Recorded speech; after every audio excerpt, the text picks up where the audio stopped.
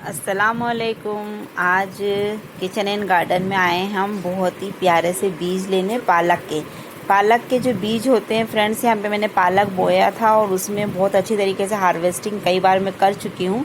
और चूँकि अब मुझे बीज तैयार करने थे तो मैंने इन्हें बढ़ने दिया। तो इस तरीके से पालक देखिए कितनी बड़ी बड़ी हो जाती है इनके बीज, और इस तरीके से हम इनको सुखाने के बाद निकाल सकते हैं आसानी से। तो ये जो मैं निकाल रही हूँ पालक के बीज है, मैं आपको नज़दीक से और बताती हूँ। यहाँ पे तो बहुत सारे इस तरीके से पालक के बीज जो है सूखने के बाद में उसी तरीके से फूल खिलते हैं और उसी डोरी में या रो में लगे हुए रहते हैं।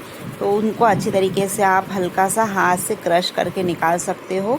और ये बिल्कुल भी बहुत अच्छी तरीके से जैसे हम मार्केट से लाते हैं वैसे ही ऑर्गेनिक हमारे पालक के बीज बनके तैयार हो जाते हैं। तो घर में भी हम जब भी पालक बोते हैं तो ये पालक के बीज हमें आसानी से प्राप्त हो जाते हैं। अगर आप चाहें तो ऑर्गेनिक बीज से ही अपने किचन गार्डन में यूज़ करके अच्छे बहुत सारे पौधे पालक के लगा सकते हो। तो हमने इसी तरीके से पालक के बीजों को तैयार करा है और इसे क्रश करके अभी हम इसे आपको डाल के बताएंगे। तो बिल्कुल वैसे ही देखिए बन के तैयार हुए। उनकी हाइट भी बहुत अच्छी हो गई थी। अभी कुछ सूखे हैं और कुछ अभी हरे हैं, तो इन्हें हम सूखने देंगे। लेकिन जो सूख चुके हैं उसे निकाल लेते हैं और इसे मट्टी बना के तैयार करके रखी हूँ मैंने। मट्टी जैसी मैं बनाती हूँ वही मैंने आपको बताया था पहले भी, कि जैसे कि मैं जो अपने पत्तियाँ वगैरह सूखी और या किचन वेस्ट होता है उन्हें अपने ग्रो बैग में सबसे नीचे डाल देती हूँ और ऊपर से मट्टी की एक लेयर बना देते हैं और उसके ऊपर जो भी बीज वगैरह लगाना है, प्लांटिंग करना है, कर लेते हैं। तो बहुत अच्छी तरीके से खाद की भी हमें ज़रूरत नहीं पड़ती है। लीफ जो होती है डिकम्पोज्ड होकर बहुत अच्छी तरीके से लीफ कंपोस्ट बन जाता है और पौधों को बहुत अच्छा खाद मिल जाता है। तो यहाँ पे बीज आसानी से निकालने की प्रोसेस होती है। तो इस तरीके से आप निकाल सकते हो और ध्यान देकर लकड़ियों को अलग कर लेंगे और जो बीज होंगे उन्हें हम अलग कर लेंगे। तो इस तरीके से देखिए कितने सारे पालक के बीज अभी हमें मिल चुके हैं।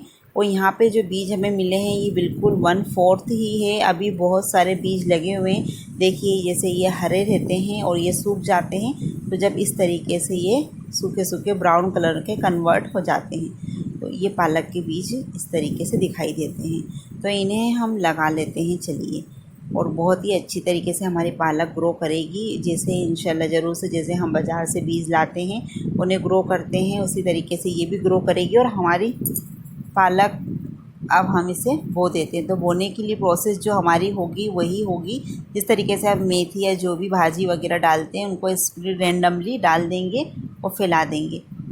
तो हमारे बीज देखिए कितने खूबसूरत लग रहे हैं। और ये ऑर्गेनिक बीज मेरे पास में कई दिनों तक के कई बार मैं इन्हें लगा सकती हूँ, क्योंकि मेरे पास में बहुत सारे बीज तैयार हो जाएंगे साल भर के लिए। और फिर से मैं और इन्हीं से हार्वेस्टिंग करके बीज तैयार कर लूँगी। तो आप भी इस तरीके से घर में बीज बना सकते हैं ऑर्गेनिक। मैंने और कई तरीके के बीज बनाना बताई हूँ कि किस तरीके से आप घर पर ही अपनी भाजियों के बीज बना के तैयार कर सकते हैं और इसे स्प्रेड कर ले इस तरीके से रेंडमली कहीं पर भी अच्छी तरीके से। और बीज एक जगह पे इकट्ठे नहीं होना चाहिए, नहीं तो वहीं पर पालक के ढेर सारे पौधे आ जाएंगे, उन्हें हम अलग करेंगे तो फिर वो डिस्टर्ब होंगे। अब इसके ऊपर हल्की सी मट्टी की लेयर लगा देंगे।